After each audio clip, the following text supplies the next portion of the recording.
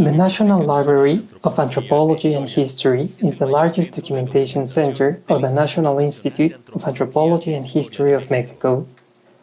This library contains a whole universe of specialized books and manuscripts at the service of the different disciplines that study human beings in their development through time, including history, ethnohistory, social anthropology, physical anthropology, ethnology, archaeology, and linguistics.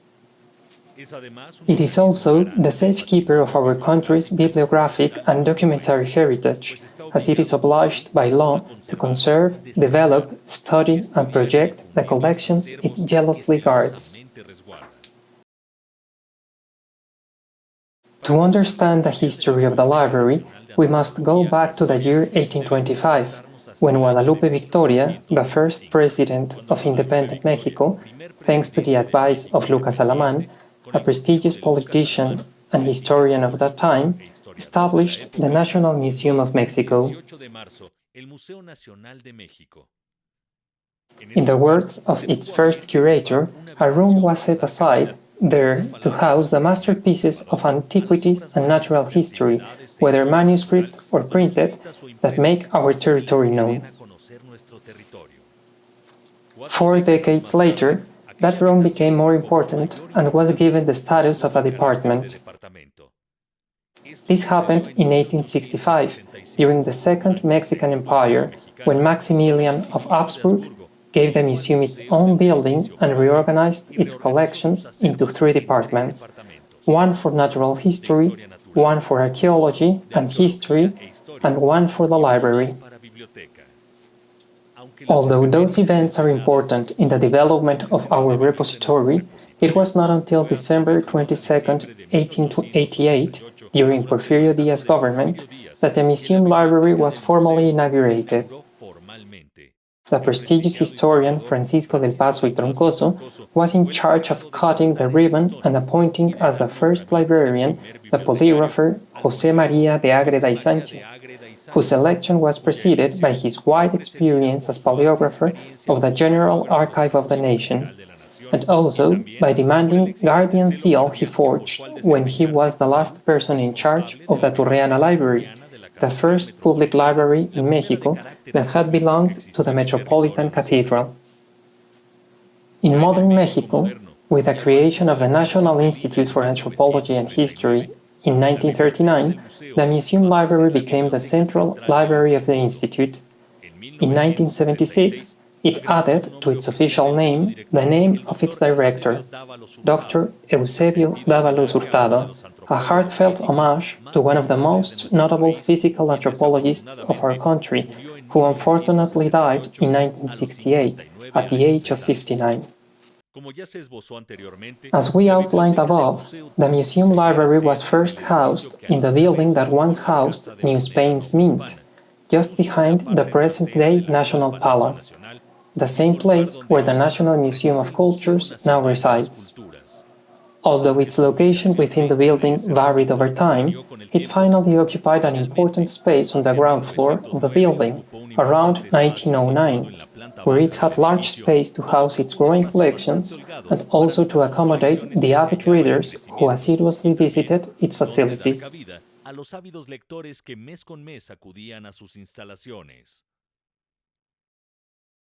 By that time, the old wooden bookcases were replaced by elegant and efficient metal shelves from the United States. Its location, in the very center of the country's capital, made the library one of the most popular meeting points for scholars and intellectuals in the last years of the 19th century and the first half of the 20th.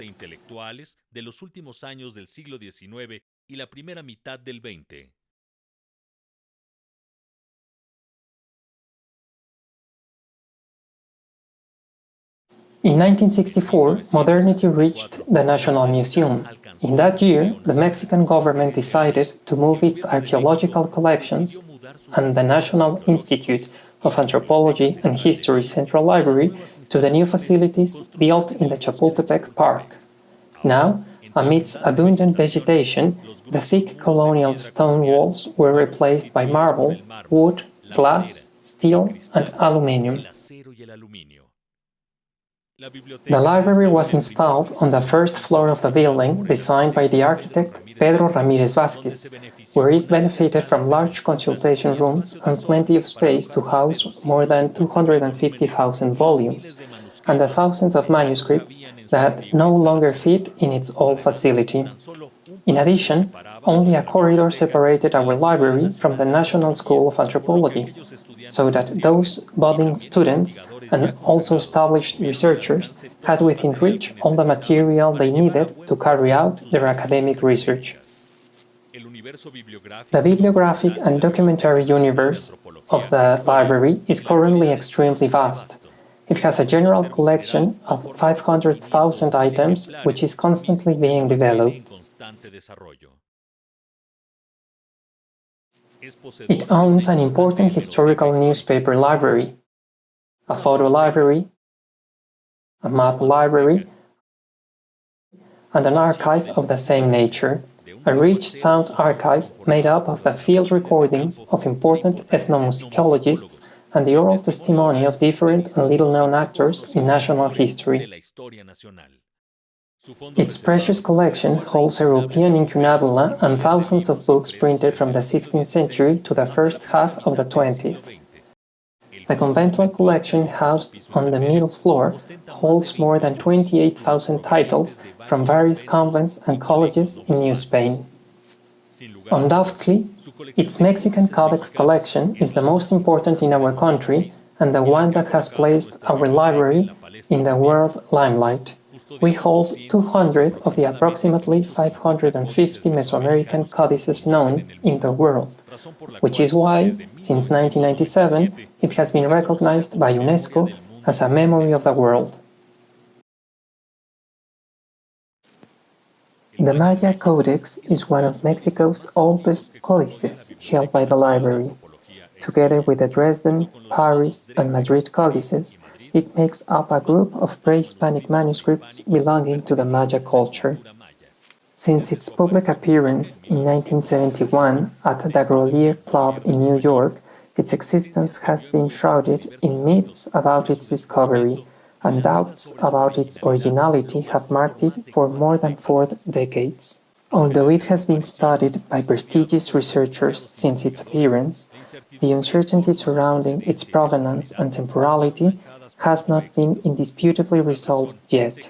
For this reason, in 2017, a transdisciplinary commission was created by the National Institute for Anthropology and History, led by the National Library of Anthropology and History and the National Coordination of Museums and Exhibitions.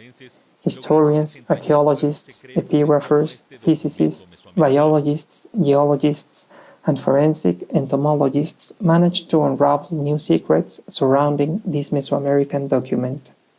Some of the conclusions and news that were published are that the Codex arrived at a museum in 1974, when it was sent by Josué Sáenz, its owner at that time, for the purpose of being studied and with the instruction that, if it turned out to be original, it would be donated to the museum's library for safekeeping. The analysis discovered that it was made from a mate paper from Amoraceae. Plaster was used as primer, and pigments such as cochineal and Mayan blue for the pictographs. The research also determined that a large part of the deterioration of the document was caused by insects in the original archaeological context. Furthermore, it was clear that it is an almanac dedicated to the planet Venus.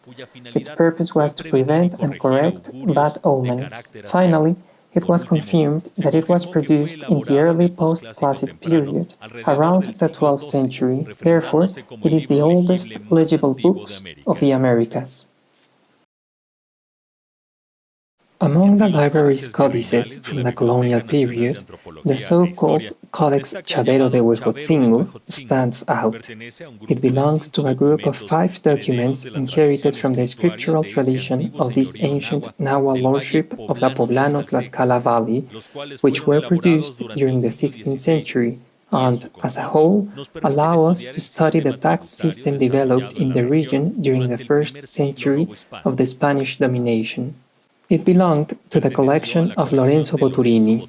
In the 19th century, the codex was handed to Alfredo Chavero, a famous 19th century historian and archaeologist, who decided to donate it to the National Museum of Mexico in 1906. Currently, the Chavera Codex is part of the collection of the National Library of Anthropology and History. The codex is made up of 18 plates of 31.5 by 43 centimeters, which are part of a legal proceeding that the community of Huejotzingo brought against its indigenous authorities for abuses committed in the collection of taxes. Thus, in pictographic writing, the tax paid by the 21 neighborhoods of the Huejotzincaltepetl between 1571 and 1577 was recorded. It consisted of money, corn, shirts, and blankets. All these items were represented with their corresponding glyph. The Mesoamerican numerical system recorded in the Codex Chavero has variants that were only used by this specific lordship. If we look closely at the pictographs, we will see that to represent the quantities from 1 to 9, the object was painted and counted as many times as necessary. To express the number 10, a rhombus was used. For the number 15, a crescent moon. 20 was represented with a flag or a corn cob, 400 with a lock of hair or a tzontli, and 8,000 with a bag. It is noteworthy that any quantity could be represented by using only these numerals.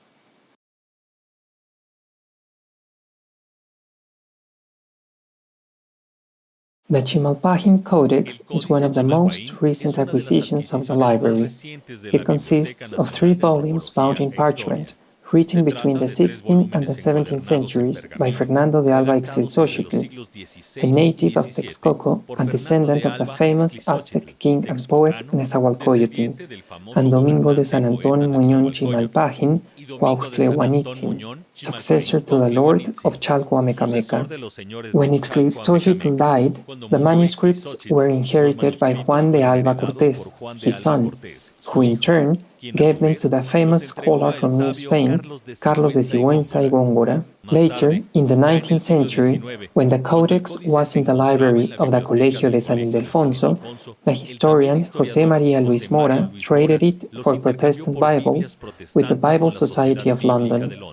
In 2014, the Mexican government, through the Ministry of Culture and the National Institute of Archaeology and History, repatriated them, and they were exhibited for the first time in the exhibition Mexican Codices, Memories and Knowledge. Unlike other manuscripts in the collection, the Chimalpahin Codex lacks pictographs, since its authors used only Latin characters in Spanish and Nahuatl. The work tells the historical development of the first peoples settled in central Mexico, from the creation of the world until the arrival of the Spaniards. This historical narration is enriched with the information about traditions, daily life, genealogies, and calendars. It also contains a history of the rulers of Tenochtitlan and Texcoco, and the oldest known copy in Nahuatl of the Crónica Mexicayotl by Fernando Alvarado de Sosomoc, a descendant of the Mexica Tenochca nobility. With their works, the above-mentioned indigenous authors sought to insert Mesoamerican history and traditions into universal historiography, which is why we can consider these manuscripts as the beginning of Mexican historiography.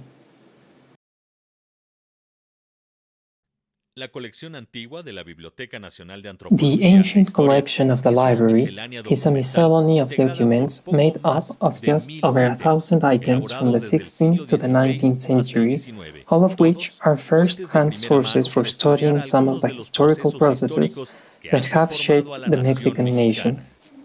Although there is no manuscript in this collection that is not interesting, there is one in particular that is closely linked to the diffusion of so-called Mexican antiquities during the 19th century.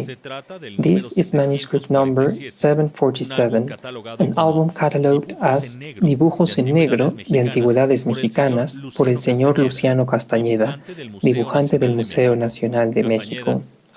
Drawings in black of Mexican antiquities by Mr. Luciano Castañeda, draftsman of the National Museum of Mexico. Castañeda accompanied Guillermo Dupé, explorer and captain of dragoons, on the Royal Antiquarian expedition that he undertook through New Spain between 1805 and 1809. Castañeda's task was to draw in situ the archaeological monuments that the Capitan located during his expeditions, especially in Huatusco, Cholula, Mitla, Monte Albán, Palenque, and other sites of interest. Later, this artwork was manipulated and used by many European publishers to illustrate their publications on Mexican antiquities. Among them, we can mention Lord Kingsborough, who reproduced several plates in his monumental work Antiquities of Mexico, whereas Jean-Henri Baradère did the same in his Antiquités mexicaines, Relation des trois expéditions du Capitaine Dupé. We know that Baradère received from Isidro Ignacio Icaza, curator of the National Museum, the illustrations by Castañeda, which he took to Europe and used for his work. However, these originals, made by Castañeda himself, remained in the museum as silent witnesses of those early archaeological expeditions. The four examples that we will see in a few moments are insufficient to get to know the richness of our collections. However, they are important enough to affirm that the bookshelves of the National Library of Anthropology and History not only hold ancient books and documents, but also preserve part of the historical heritage bequeathed for generations to all Mexicans and to humanity.